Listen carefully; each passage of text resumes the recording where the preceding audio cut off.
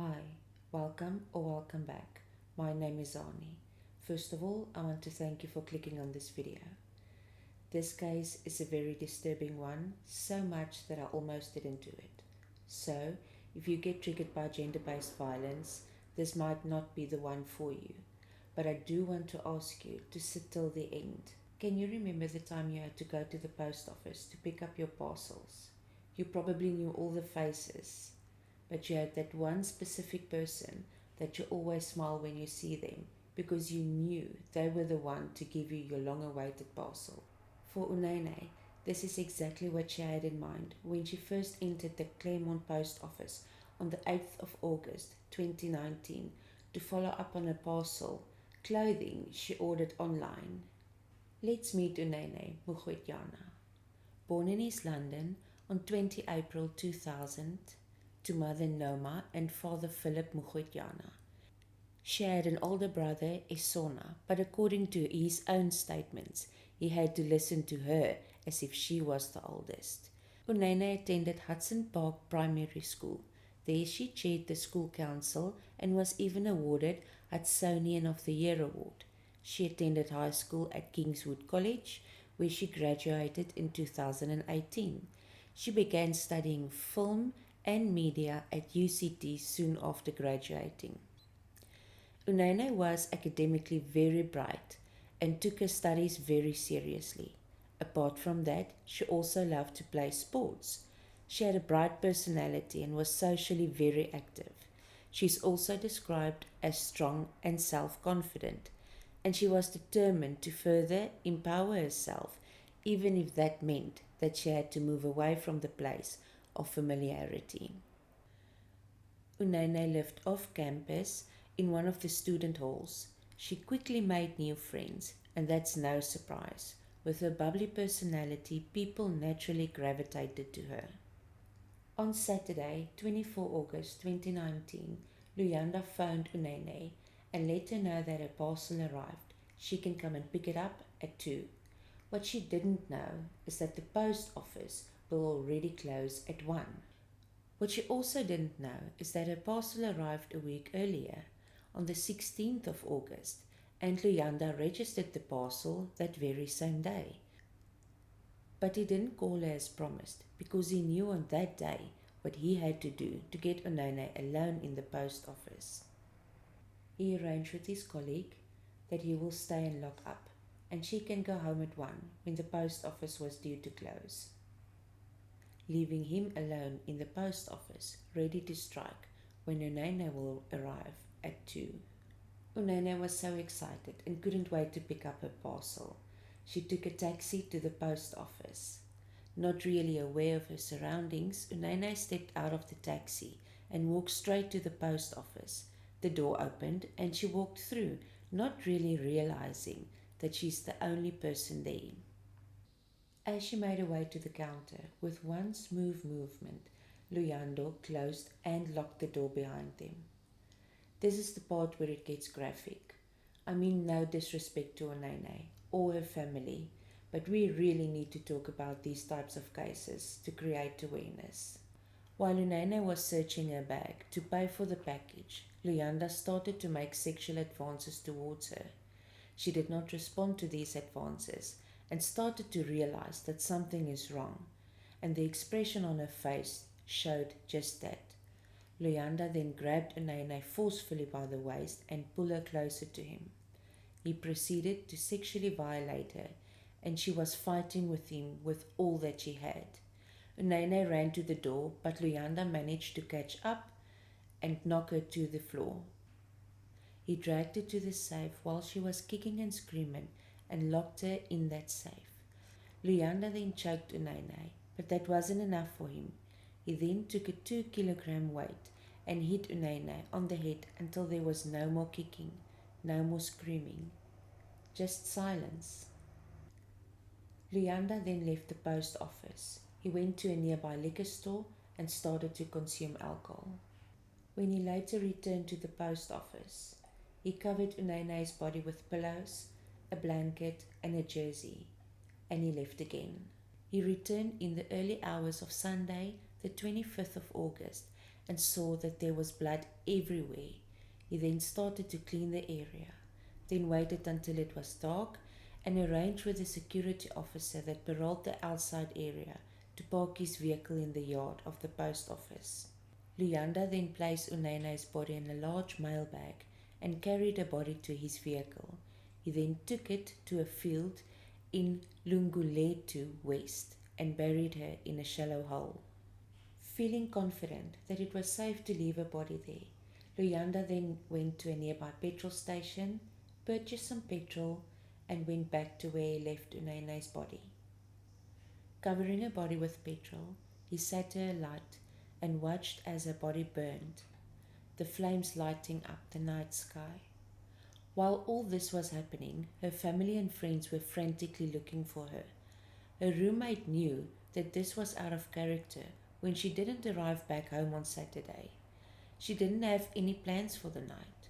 Uyinene was also in constant contact with her friends and family, and when she didn't respond to any messages, it started to ring alarm bells. She was reported missing on the 26th of August. That's 2 days after she was last seen. Missing persons posters were distributed, search efforts were organized by police, and hundreds of people from all over came together to search for her. Her university friends started to spread the word on social media, and the online response was immediate. Hashtag Bring Nene Home trended across South Africa. Nene was the pet name everybody called her. Uyinene's parents also took matters in their own hands and hired a private investigator. Their hope was that if they acted fast, they will find her alive and well. Luckily, the taxi driver came forward and told the police that he dropped Uyinene at the Claremont post office at Saturday. He was the last person to see her alive, but was not seen as a suspect at all. The police quickly searched the post office. The post office had CCTV cameras, but they did not work. I think Luyanda knew this. The police also used a black light to see if they can detect any traces of blood on the inside of the post office, and that is exactly what they found. Swabs were taken and sent in for testing to confirm if it was indeed Uyinene's. They quickly established that Luyanda was the last person at the post office. They had to track him down because he was absent from work since that Monday after the incident. While doing that, the blood test results came back and confirmed the worst. It was the blood of missing Uyinene. Luyanda was arrested on the 29th of August and did not even blink an eye. His car was searched and Uyinene's blood was also found in the car. He confessed to the murder of her that very same day and even told the police where they can find her body. What the officers interrogating him did not know at that stage was that her body was already found 4 days prior. The body found, however, could not be identified at that stage due to it being so badly burned. Luyanda was tried and found guilty on 2 counts of sexual assault, 1 count of murder, and 1 count of obstruction of justice. He was sentenced to life on each of the sexual assaults and murder charges, and 5 years for the obstruction of justice. He will serve these years consecutively and will be eligible for parole in 25 years. This incident sparked an uproar in the whole country, as gender-based violence is a real issue in South Africa. Nationwide protests were held, and hundreds of people came together to fight for harsher punishment and a change in law. President Cyril Ramaphosa announced ongoing reforms to the law and to implement a National Council Against Gender-Based Violence. This National Council on Gender-Based Violence and Femicide Bill was signed into law on 24 May 2024. Personally, I still don't know how this will protect the women of South Africa and prevent these types of things to happen. The Uyinene Mrwetyana Foundation was founded and is still active today. This foundation provides mental health advice and support among many other things to gender-based violence victims. I will also leave a link to this foundation. Please go and have a look and feel free to support them in any way you can. There is an annual rally, and this year's rally is held on the 30th of August 2024. This will be the 5th rally since Uyinene's death. Uyinene had a beautiful funeral where happy thoughts of her were shared, and it was clear to see that she was loved by so many. Uyinene was so bright and had so many plans for the future, but it was the selfish actions of one man who robbed the whole world of this beautiful young woman. I really don't want to give Luyanda any more screen time, but for you to understand the situation in South Africa, I really need to talk about him a little bit more. This was not the first offence, and as we speak, there is an ongoing case against him for assaulting a woman back in 2014. Luyanda is accused of attempted rape of a nursing student in the showers of the college resident bathrooms. A case was opened soon after the incident, but after initial court proceedings, the victim disappeared and the matter was removed from the roll.